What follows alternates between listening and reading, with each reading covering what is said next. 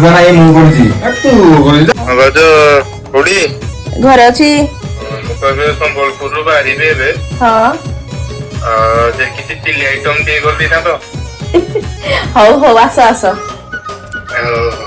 Chilli item ଖାଇବ। ହଉ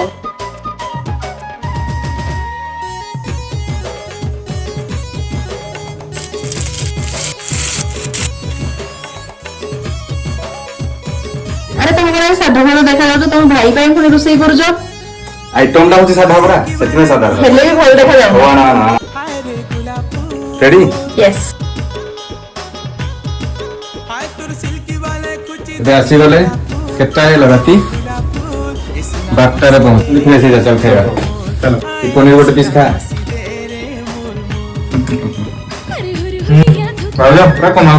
ମାଉସା ନାହିଁ ମୁଁ କରୁଛି ତୁ